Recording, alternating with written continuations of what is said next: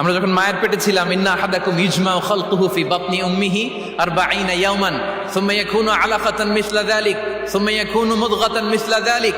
আমরা যখন মায়ের পেটে ছিলাম 40 দিন আমরা নুতফা স্টেজে ছিলাম, 40 দিন আমরা আলাকা স্টেজে ছিলাম। আমার মায়ের জরায়ুর দেয়ালে আমি লেপ্টে ছিলাম। 40 দিন আমরা ছিলাম এ ভেরি লিটল ফ্ল্যাশ, একটা ছোট্ট গোশতের টুকরা। এরপর আল্লাহ তাআলা ফায়ুরসালু ইলাইহিল মালাক, মায়ের পেটে একজন ফেরেশতা পাঠালেন। ফায়ানফুখু ফিহি রূহ, he breathed into him the spirit, তিনি রূহের ফুৎকার দিলেন। ওয়া ইউমারু বিআরবা'i কালিমাত, চারটা জিনিস তখন লিখে দেয়া হলো। বিকাতবি রিজকিহি ওয়া আজালিহি ওয়া আমালিহি ওয়া শাকিয়ুন আও সাঈদ, তার রিজিক কি হবে লিখে দেয়া হয়েছে মায়ের পেটে যখন ছিলাম। আপনারা তো এখন চিন্তা করতেছেন, চিন্তিত, কিন্তু মায়ের পেটে থাকতে আল্লাহ তাআলা এই রিজিককে ফিক্স করে দিয়েছেন। সুবহানাল্লাহ বিহামদি।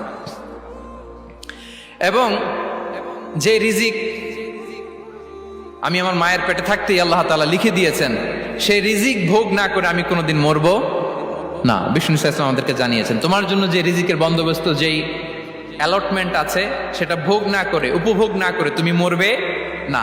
এবং সেটা আপনি উপভোগ করবেন, আপনার কাছেই আসবে। ধরুন আপনারা যে ফল আমেরিকাতে খান, এটা কি আমেরিকায় চাষ হয় ফল, নাকি কানাডা মেক্সিকো থেকে আসে? কোত্থেকে আসে? কোত্থেকে? এখানেই হয়, আবার বাইরে থেকেও আসে। Okay fine.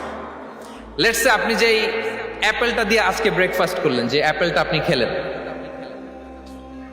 এটা মেক্সিকো থেকে এসেছে। ওই অ্যাপেলটা যখন কুড়ি অবস্থায় ছিল, মুকুল অবস্থায় ছিল, তখনই ওটার মধ্যে আপনার নাম লেখা। এর মধ্যে কত পাখি এসে ওই গাছে বসেছে, কত মুকুল নষ্ট করেছে, ওইটা নষ্ট করে নাই, কারণ ওইটা আপনি খাবেন। ওইটা পুষ্ট হয়ে সুন্দর একটা ফল হয়ে ইম্পোর্টেড হয়ে এটা আমেরিকাতে আসলো, আমেরিকার বাজারে। অনেক মানুষ ওই ফলটা সুপার মার্কেটে যে ধরে চড়ে নেড়ে আবার রেখে দিয়ে চলে গেছে, নেয় নেই। ওইটা সে খাবে না, কারণ ওইটা আপনার রিজিকে লেখা। ওই ফল আপনি নিয়ে আসলেন, বাসায় অনেকেই অ্যাপেল খাচ্ছে, কিন্তু ওই অ্যাপেলটা খাবে না, কারণ এটা কে খাবে? সুবহানাল্লাহ পড়তে পারলেন না মজা করে? আল্লাহু আকবার। আপনার জন্য যেই রিজিক নির্ধারিত, এটা আপনিই খাবেন। এর মধ্যে আপনি মরে যেতে পারতেন, বাসা থেকে অন্য কোথাও চলে যেতে পারতেন, কিন্তু না, মরবেনও না, অন্য কোথাও যাবেনও না ওইটা খাওয়ার আগে। This is the essence of rizq. This is the essence of provision, sustenance. Inna Allaha huwa ar-razzaqu dhul quwwati al-matin. মায়ের পেটে থাকতে নির্ধারিত, ওই ফল কেউ টাচ করবে না up until you try it. This is rizq. এই কথাটাই বিষ্ণু ঈসা ইসলাম খুব সুন্দর করে বলেছেন, লা তামুতু নাফসুন হাত্তা তাস্তাকমিলা রিজকাহা। অন্য বর্ণনায় এসেছে লা তামুতু নাফসুন হাত্তা তাস্তাউফিয়া রিজকাহা। মানুষের জন্য যে রিজিকের বরাদ্দ, সেটা উপভোগ না করে, সেটা না খেয়ে ওই মানুষ এই দুনিয়া থেকে বিদায় নিতে পারে না। তাহলে আমার রিজক ভোগ না করে আমি মরবো না। এবং এটা যেহেতু আপনার জন্য নির্ধারিত, এটা আপনি পাবেনই।